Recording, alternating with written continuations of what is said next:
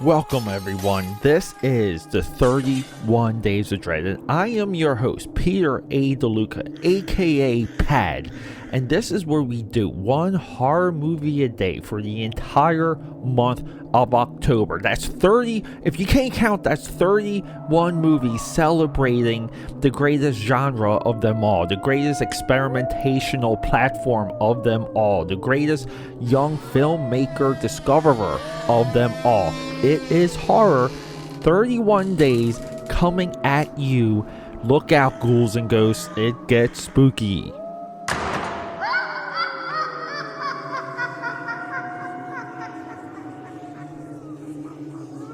Alright everyone, coming out of that intro hot, this is what I call the telethon portion of the podcast. This is where I pitch myself to you for your support. Your support means everything to me because we're fighting, the AKAPAD army is fighting against algorithms everywhere. Algorithms, I ate some cereal earlier today, I dumped it into my bowl and it was full of algorithms. Okay, bad joke. Alright. Sharing this podcast, telling your friends about it, leaving comments, leaving reviews. This is how we grow AKAPAD's audio audacity. Your support there is more valuable than anything other than like a high five in person, because I'd love a high five in person. AKAPADers, welcome to another installment of 31 Days of Dread. We are day 22 here. I believe it's day 23. I lose track. It's the weekend. It's Saturday, and we're talking. Let's. Jennifer's Body is a 2009 American horror film written by Diablo Cody, directed by Kieran Consuma. This movie cost about 16 milli, made about 35 milli, and also according to the ever-knowing internet and Wikipedia, this is a cult, C-U-L-T film. Okay, well, let me push back against that real quick, because nobody talks about, even talking about this movie. Nobody says, see it. It's nowhere. There's no revival. This movie came and went. I guess somewhere along the line, Megan Fox, who stars in this movie. This might have been one of the last movies I saw with one of my girlfriends too, who also would be compared to Megan Fox and acted just like Megan Fox in this movie. So when this girl gets murdered in this movie, yeah. Time to vent. But no, I am teasing. But no, everyone. So Megan Fox kind of got canceled during a Transformers movie, and then she was almost like as like a payback, or as a look, we're sorry. Michael Bay and his production company, I believe Platinum Dunes, put her in Teenage Mutant Ninja Turtles, gave her April O'Neil, and she will be forever the greatest April O'Neil we have ever seen in comics, in animation, in live action. I am sorry, Megan Fox as April O'Neil is the greatest we will ever see that character portrayed, and we're moving on. So this movie came and went. She got canceled. Like all of these things, okay? And look, some of the timeline might be like backwards and forwards. I'm not giving you stuff that's linear. I'm giving you highlights. And then we have this movie, and this movie always stuck out to me. It was always there. I've seen this movie. I recall watching this movie only 3 times, and I was blown away. I literally blown away. And I kind of was, earlier this year when NFL kicked off, we did like a hotel party with my friends in Center City here in Philadelphia. Welcome to Philly. And one of the guys there didn't know what emo music was. And, how to describe it, how to talk about it, whatever. Like, old head, maybe. Not really. Or maybe just disconnected with music. And I watched this movie. And the movement, like emo. Jimmy Eat World. Fall Out Boy, right? I love Jimmy Eat World, by the way. This movie is a emo movie. It actually encapsulates the emo movement and what that music was all about. I think that's why it's very important. Now, we have incredible performances by Megan Fox, Amanda Seyfield, J.K. Simmons. It goes. J.K. Simmons, who plays the teacher, is freaking awesome in this movie. Just because he's, again, playing a character. He's a character actor. So, like, we get a movie that's, like, and I'm so torn on where you go with the episode, with the conversation for this, because I'm more passionate about this movie than I am maybe over everything else on the list, because this movie is benign. This movie is crucified. This movie is gone.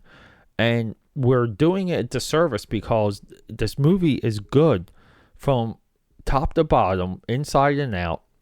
The music. So the basic plot is an emo band that she is obsessed with.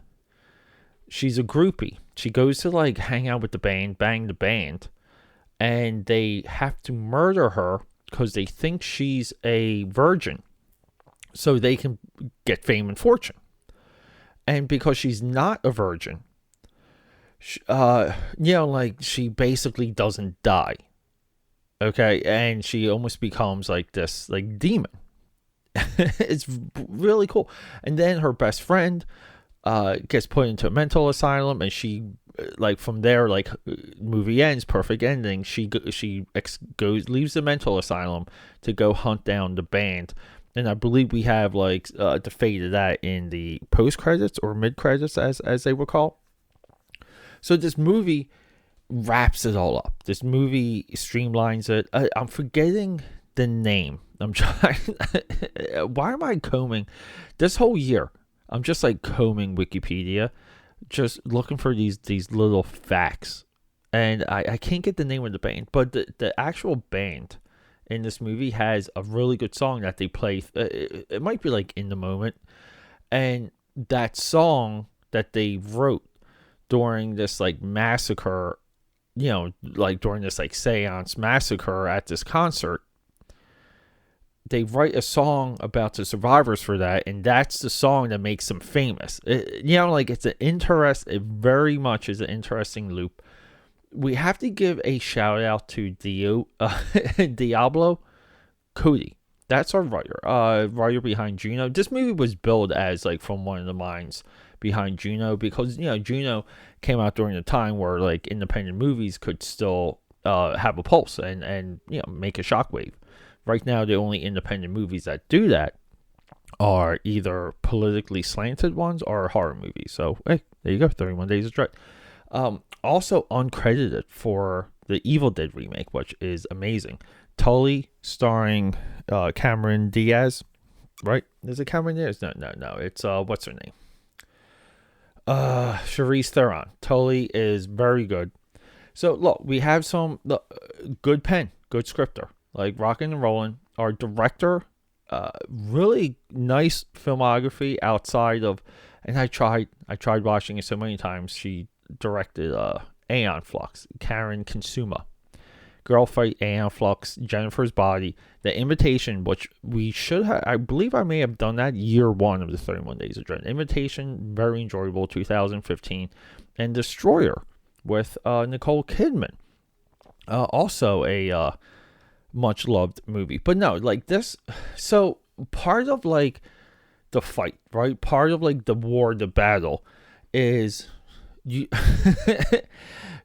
you find movies to champion that deserve it, not movies that you kind of want to play like cinephile with, and you want to make into a great movie because it's there. Meaning The Exorcist 2, The Heretic, like stuff like that. No.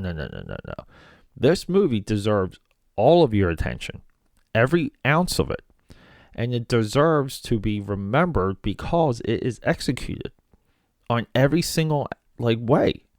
And it is one of those movies with a absolute perfect ending. Performances top and down, amazing. Well shot. Makeup is great. The hook of the movie is lovely, and it's one of those dark comedies or black comedies or horror comedies that walk that line very good, very well. And every time you watch it, because it's a dark comedy, you're going to find different things funny at different times depending on where you are in life. I think that's the biggest reward. So everyone, Jennifer's Body, 31 Days of Dread, watch this movie. I believe it's on Amazon Prime. Check it out. Peter A. DeLuca here, signing out. I have a birthday party tonight, not mine, someone else's, so I'm going to the break of dawn. Let's do this. And to continue this telethon, we're now talking about high fives, there's other ways to support me. I'm a living professional. I'm a full-time freelancer. Anything you see on this, like here on this podcast, or see my social media, I make everything. It's all made by me. That's a part of my pitch to you. And you can purchase professional services through AKAPAD.com. That's a pipeline to me if you want to send me a message. But also while you're there, you can sign up for my newsletter.